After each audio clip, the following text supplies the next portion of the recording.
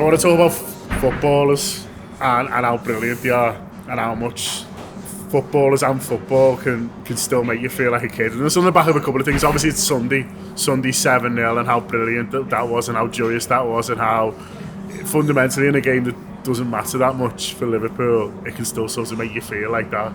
But also, I don't know if people have seen Liverpool, LFC TV are putting something out tonight, which is Mo meeting Steven Gerrard.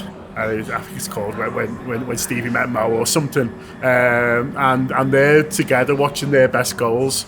But what I loved is that they're buzzing off each other, and basically Stevie says my favourite player used to be John Barnes, but now it's you.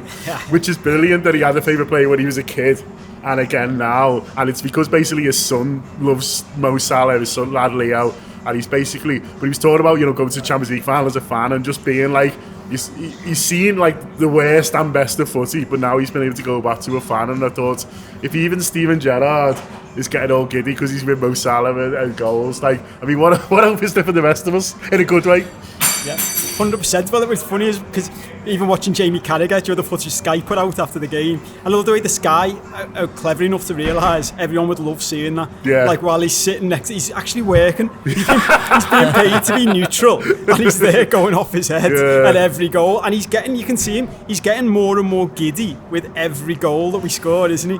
And on the flip side, Gary Neville is becoming more childlike the other way. Like to the point that like when he's in the studio after the game, you're like, Gary, just shut up, mate. Like you're making a tit of yourself. And I really like it. You usually make a lot of sense. This is not the time to start saying Liverpool didn't play well. You're just gonna, and even then, Carragher's sitting opposite him with this big Cheshire cat grin on his face, knowing I've got you. Like when Souness went to him, you've got him. You've got him. Like Carragher was like, I don't even need to say anything, Graham. Like that's how it was. Just like it was like two kids in a schoolyard, wasn't it? Yeah. Which is what I love about it. And going back to what you said about Gerrard, do you know what I think it's something that's really nice about this. Like we're all just dickheads who've always just done this, haven't we?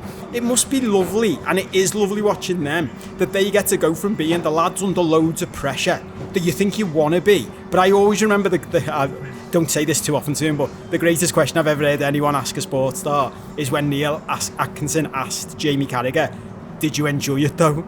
And Carragher paused and went, no. It was like no one had ever asked him. No one's ever asked a footballer that question, have they? Before that day, no one had ever said to them, did you have fun though?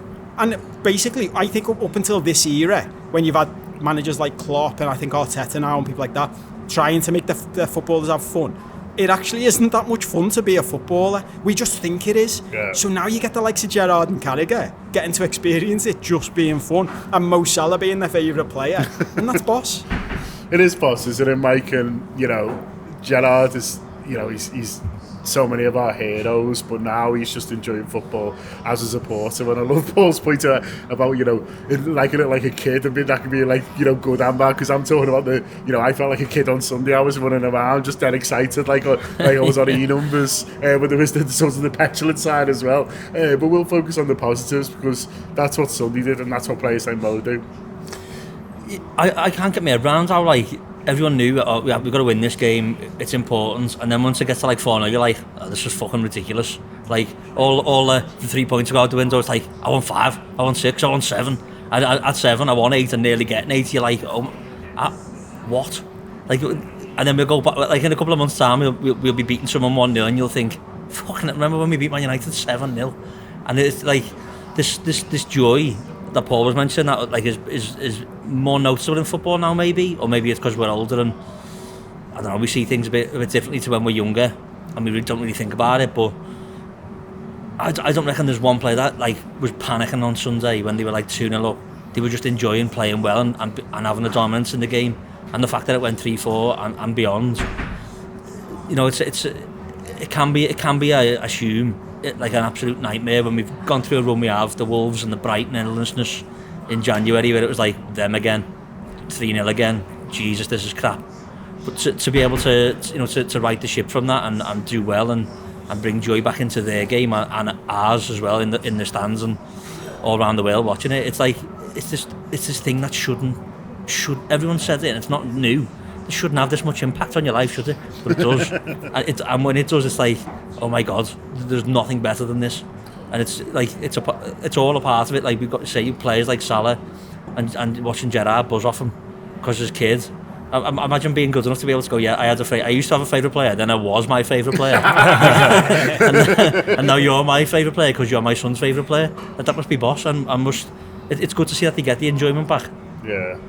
It reminded me a little bit, Craig, of when we were in, was it Singapore or was it in Bangkok when we interviewed Chamikas, and then we were coming upstairs and Mo Salah was like waiting by the lift with us, and me and you were just like, fucking hell. And then like there was a bit of talk that like basically can you just wait for Mo to get the lift up and then he's got up. We were like, obviously, yeah, Mo gets everything first, and then Mo was like, nah, come into us, wasn't he? And we went in and just like behaved like 8-year-olds. YouTube, press the button, become a member of the Anfield Wrap from the heart of the city of Liverpool.